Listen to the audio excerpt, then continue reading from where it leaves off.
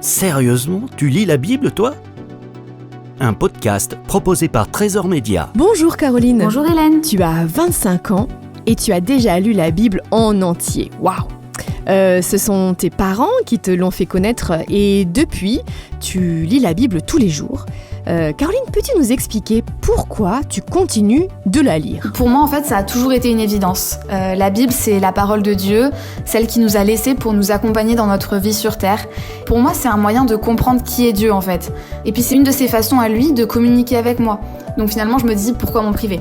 Alors non seulement ça m'encourage énormément parce que je me rends compte que la Bible elle est encore d'actualité aujourd'hui. Je me sens proche de Dieu quand je la lis et ça me plaît vraiment d'apprendre à connaître mon Créateur, de découvrir tous les mystères qu'il peut y avoir dans sa parole. Comment est-ce que tu t'organises pour lire la Bible et combien de temps tu prends chaque jour ? J'essaye vraiment de mettre un point d'honneur à prendre ce temps quotidiennement pour lire la parole de Dieu.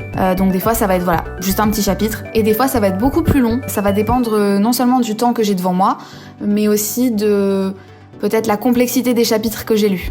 Je ne me donne jamais une durée minimale de lecture. Par contre, c'est vrai que j'essaye toujours de lire au moins un chapitre, voire deux. Ça dépend vraiment les jours. Pour terminer, Caroline, qu'aimerais-tu dire à celles et ceux qui t'écoutent aujourd'hui et qui hésitent encore à lire la Bible ? Je dirais qu'il ne faut pas se priver de lire la Bible, il faut surtout pas avoir peur. La Bible, c'est pas un vieux grimoire plein de mots compliqués comme le dictionnaire. C'est un livre qui a traversé les âges et qui parle encore aujourd'hui. N'hésitez pas à commencer par des passages faciles comme les évangiles ou les psaumes et lisez-les dans une traduction adaptée. En fait, surtout, ce qu'il faut retenir, c'est ne vous privez pas de lire la Bible. Ça serait vraiment trop dommage. Allez-y pas à pas, mais prenez le temps de lire la Bible, c'est vraiment génial. Un grand merci Caroline. Retrouvez gratuitement tous nos podcasts sur trésorsonore.com.